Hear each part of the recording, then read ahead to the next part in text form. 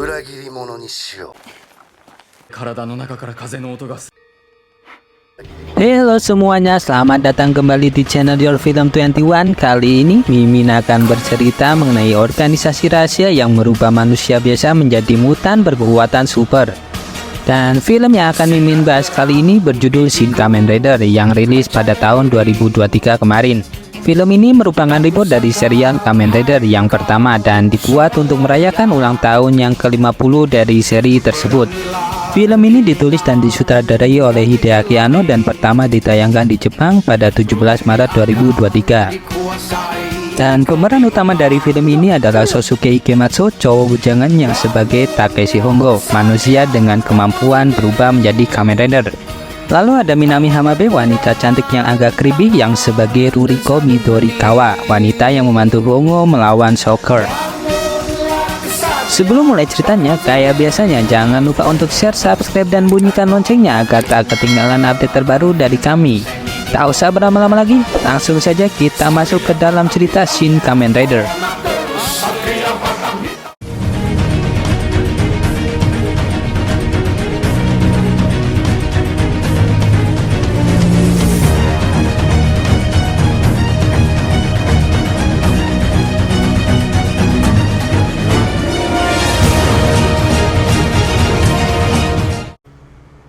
Cerita dimulai ketika di perjalanan dan terlihat pengendara motor laki-laki dan perempuan yang dikejar oleh dua buah truk yang berwarna hitam. Sebut saja mereka adalah Hongo dan Ruriko. Lalu tiba-tiba di hadapannya terdapat tumpukan truk yang sedang menghadangnya. Motor itu pun terjatuh ke dalam jurang dan beruntungnya pembonceng wanita ini masih selamat. Namun dia ditangkap oleh manusia berkepala laba-laba atau disebut juga oleh trans laba-laba. Di saat manusia laba-laba itu akan melakukan perbuatan yang tidak-tidak, dari kejauhan muncul seorang yang disebut trans pelalang. Dan dia datang untuk menolong wanita itu. Lalu trans pelalang mengajar pasukan yang menahan wanita itu tanpa ampun. Dia membunuh mereka semua dengan brutal. Lalu beberapa saat kemudian, di dalam rumah kosong di tengah hutan, trans pelalang yang memiliki nama asli Takeshi Hongo bingung dengan apa yang terjadi pada tubuhnya. Dia pun melepas helmnya dan dia kaget melihat wajahnya yang mengerikan. Dia pun melihat bayangan ingatan saat dirinya ada di dalam laboratorium dan ada wanita yang berusaha dia tolong. Dia pun bertanya apa yang terjadi pada dirinya kepada wanita yang barusan dia tolong. Wanita itu bernama Ruriko Midorikawa, namun dia hanya diam saja. Lalu dari balik bayang muncul seorang pria tua yang bernama Dr. Hiroshi Midorikawa. Dia adalah ayah dari Ruriko, sekaligus orang yang telah merubah tubuh Hongo menjadi seperti sekarang. Sebelumnya, Dr. Hiroshi dan Ruriko bekerja di dalam sebuah organisasi yang bernama Organisasi Shocker. Dia membantu organisasi itu untuk merubah manusia berubah menjadi makhluk trans yang dipadukan dengan kekuatan hewan. Dr. Hiroshi lalu menyentuh tombol yang berada di sabuk Hongo dan terlihat pancaran energi keluar dari tubuhnya. Hongo pun kembali ke wujud manusia biasa. Hiroshi menjelaskan kalau itu adalah energi prana. Prana adalah sumber energi konstan yang membuat kehidupan terus berjalan dan semua kostum, helm, dan motor yang dipakai Hongo semuanya terintegrasi dan bisa membuat Hongo semakin kuat. Dahulu Dr. Hiroshi mengira kalau organisasi Shocker memiliki tujuan kebaikan, namun akhirnya Hiroshi sadar kalau organisasi ini adalah organisasi yang jahat. Itulah sebabnya setelah Hongo dirubah menjadi trans pelalang dan sebelum ingatan Hongo dihapus oleh organisasi dan berubah menjadi monster, Hiroshi memerintahkan putrinya Ruriko untuk membawa Hongo kabur. Dr. Hiroshi percaya kalau Hongo bisa menggunakan kekuatan ini untuk tujuan kebaikan. Dan kebetulan Dr. Hiroshi adalah dosen Hongo di universitasnya. Jadi Hiroshi yakin kalau Hongo layak mendapatkan kekuatan ini untuk menghentikan organisasi Shocker. Lalu Ruriko memberikan shell merah kepada Hongo sebagai tanda kalau Hongo adalah orang yang akan membela kebenaran. Hiroshi pun memberikan motor berteknologi tinggi yang disebut Cyclone kepada Hongo untuk beraksi. Helmnya pun bisa berubah menjadi helm biasa saat tidak menyerap energi prana. Hongo pun sadar kalau Hiroshi mengandalkannya untuk menghentikan organisasi Shocker. Lalu ia tidak ingin disebut sebagai trans pelalang lagi dan dia merubah julukannya sebagai Kamen Rider. Lalu tiba-tiba trans laba-laba muncul dan menyerang Dr. Hiroshi.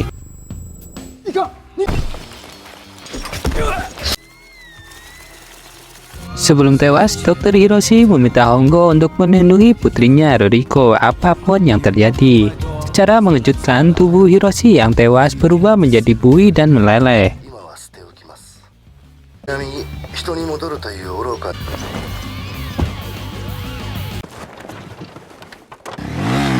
Kemudian Hongo berubah menjadi Kamen Rider dan melesat untuk menyelamatkan Ruriko. Dia pun akhirnya berhasil mengejar Trans Laba-Laba.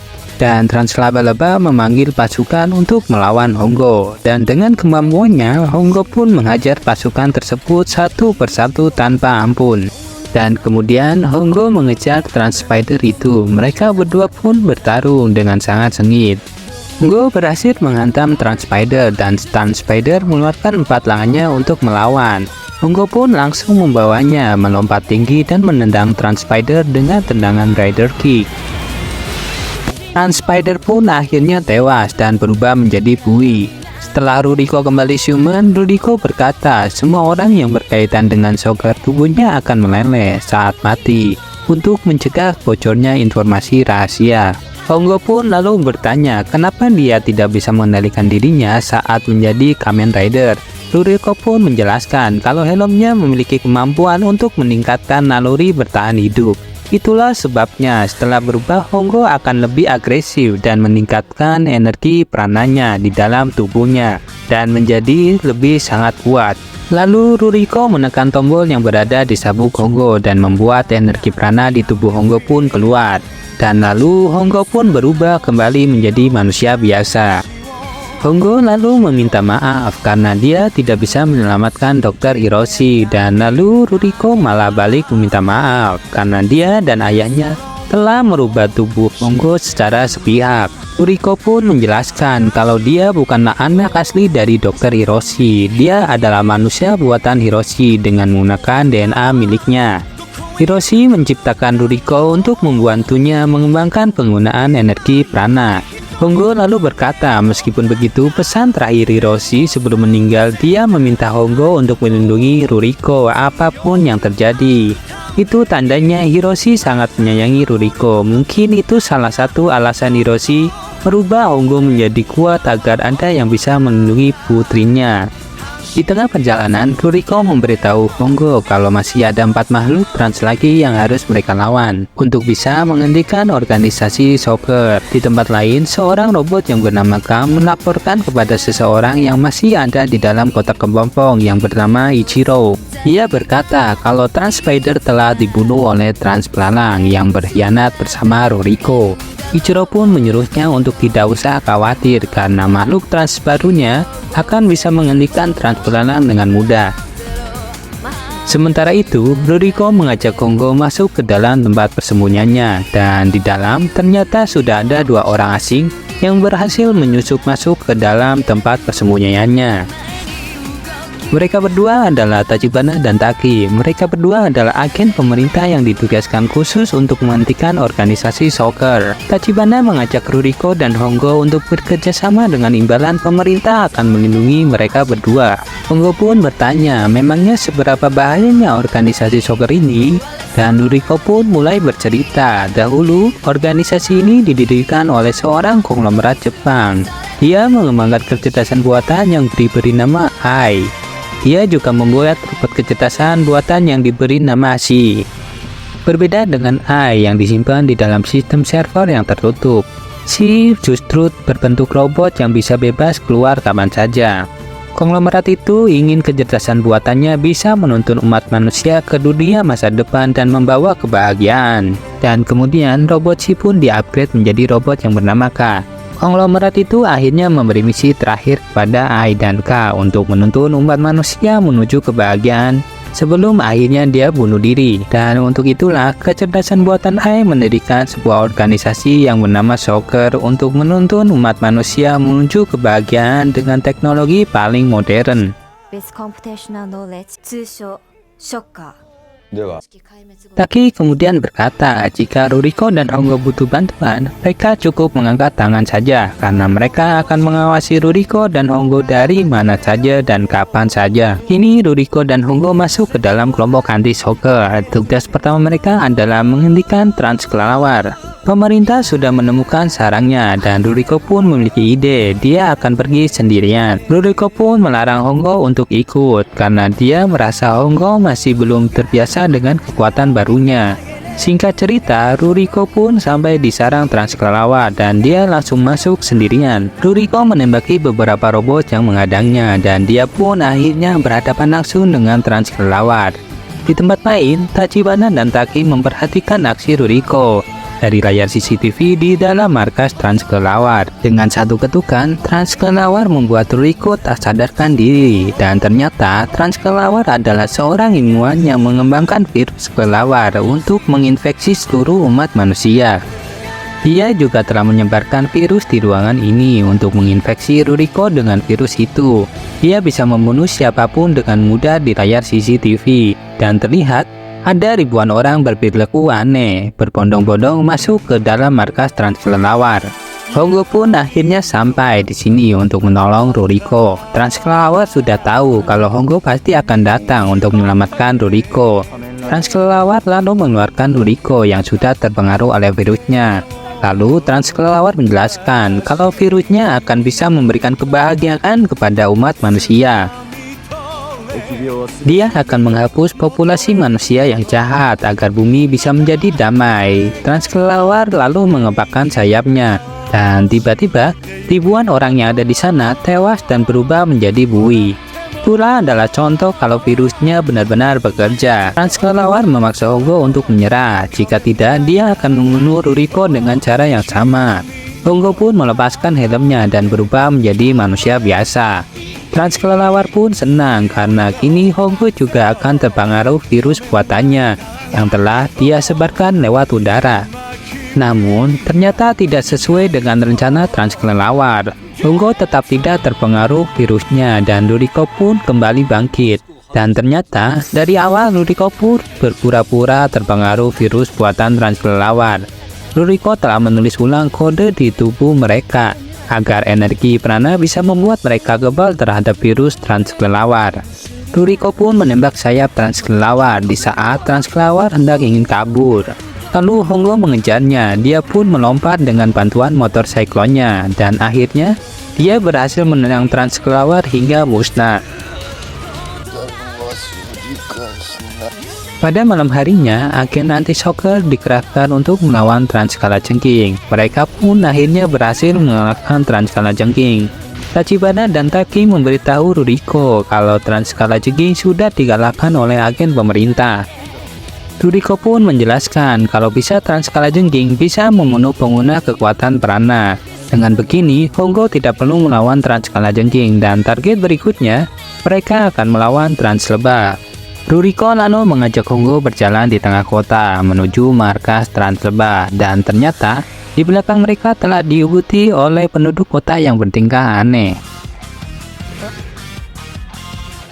Mereka berdua pun dijemput oleh seseorang dan orang itu adalah kaki tangan translebah. Ruriko dan Hongo diantar menuju gedung markas translebah. Sebelum masuk, Ruriko meminta Hongo untuk mendeteksi antena pemancar milik translebah disimpan. Sesampainya di dalam, mereka berdua langsung disambut oleh translebah. Di sana juga ada Cyberka yang ternyata translebah dan Ruriko adalah teman sejak kecil. Translebah menyayangkan kalau Ruriko yang memilih untuk berkhianat pada organisasi ini. Ruriko pun mengajak temannya itu untuk meninggalkan organisasi bersamanya. Namun, translebah dengan tegas menolak Ruriko.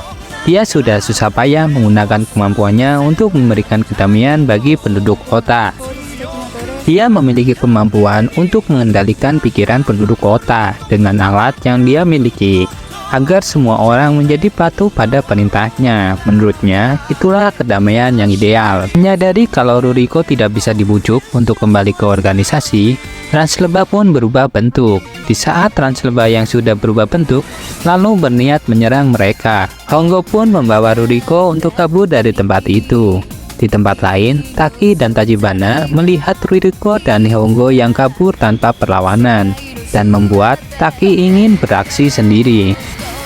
Ditambah lagi, dia sudah mengekstrak pisah transkalajengking ke dalam satu peluru khusus. Setelah situasi aman, Hongo melihat mata Ruriko yang menyala. sambil mengutak-atik laptopnya. Dan ternyata, jika Ruriko sedang mengupload program ke dalam otaknya, maka matanya akan menyala. Saat ini, Ruriko sedang mencari cara untuk menghentikan trans kupu-kupu sebelum pompongnya menetas. Karena jika sudah menetas, maka semuanya akan semakin sulit. Lalu Ruriko bertanya, kenapa dia tidak merasakan lapar dan haus? Ruriko lalu menjelaskan kalau itu adalah pengaruh energi prana. Pada dasarnya, kekuatan Hongo didapat dari menyerap energi prana dari orang-orang sekitar. Dengan kata lain, Hongo menyerap nyawa makhluk hidup di sekitarnya. Itulah sebabnya ayah Ruriko, Dr. Hiroshi, memutuskan untuk berhenti mengembangkan makhluk trans lagi. Jika semua orang menggunakan teknologi ini, maka mereka akan saling mencuri energi prana satu sama lain. Akibatnya, manusia akan punah. Konverter prana milik Hongo adalah buatan dari ayahnya yang terakhir. Tiba-tiba, sekumpulan orang bergerak seperti zombie mendekat mereka. Itu adalah orang-orang yang telah dipengaruhi oleh trans lebah.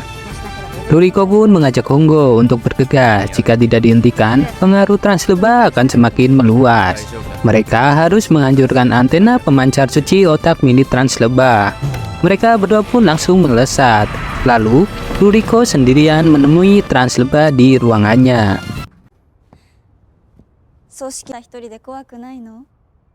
Dari atas, Kamen Rider melompat menghancurkan antena pemancar milik trans lebah. Seketika semua orang penduduk kota pun bebas dari pengaruh trans lebah. Kamen Rider lalu menyusul Ruriko di dalam ruang trans lebah. Hongo meminta trans lebah untuk menyerah, namun trans lebah masih keras kepala. Dia dan pengawalnya mengambil pedang dan menyerang Hongo dengan sekuat tenaga. Hongo berusaha bertahan dari trans lebah. Trans lebah lalu menyerap prana milik asistennya hingga tewas. Trans lebah pun berubah wujud seperti Kamen Rider dan Hongo pun ikut berubah. Lalu trans lebah melesat dengan kecepatan tinggi menyerang Hongo. Mereka berdua bertarung dengan sangat sengit.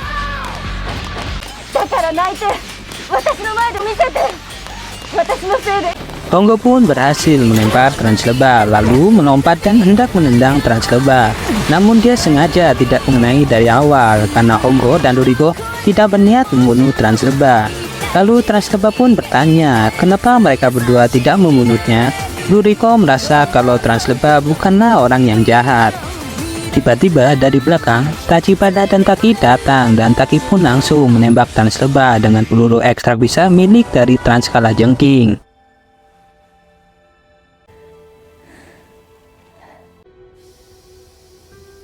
Lalu adegan selanjutnya, di dalam persembunyian, Ruriko terus mencari cara untuk menghentikan trans kupu-kupu.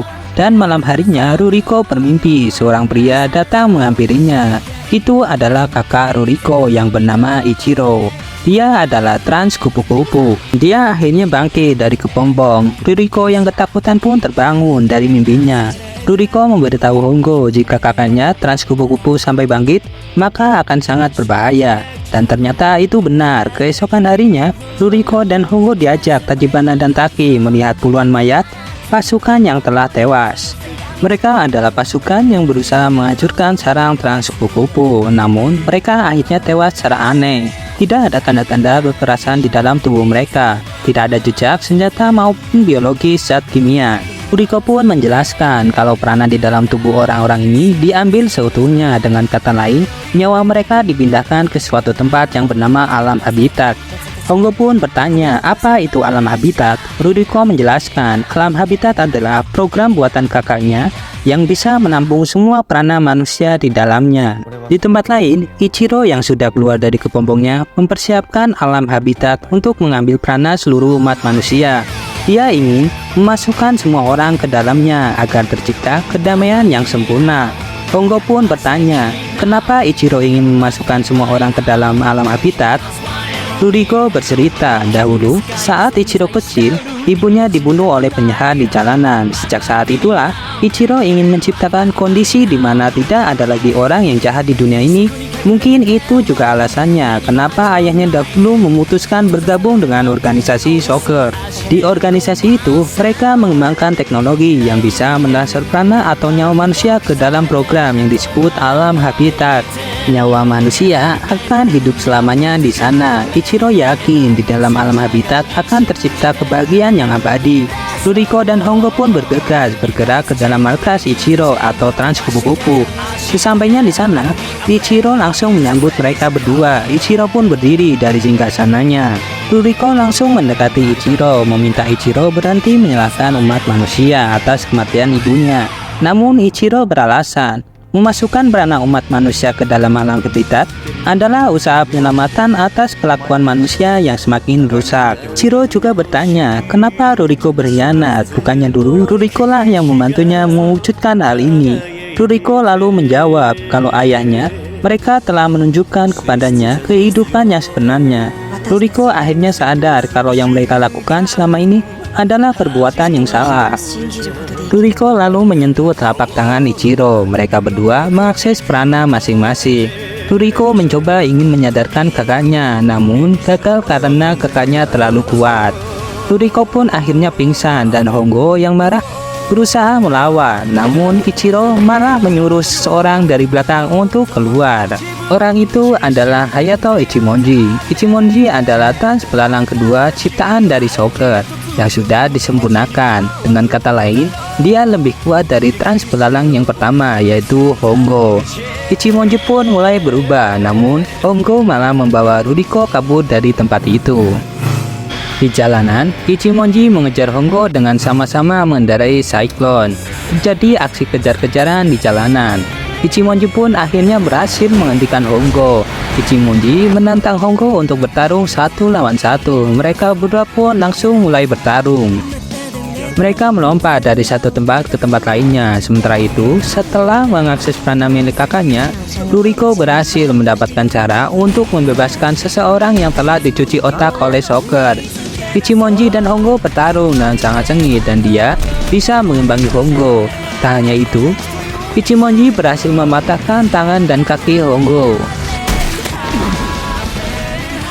Hongo pun tak berdaya di saat Ichimonji akan menghabisi dirinya. Lalu Ruriko pun datang memegang kepala Ichimonji.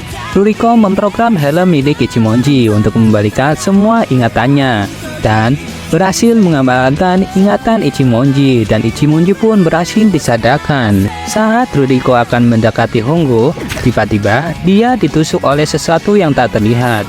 Itu adalah Trans Camelon yang memakai jubah tembus pandang. Trans Camelon datang untuk balas dendam atas kematian Trans Laba-Laba.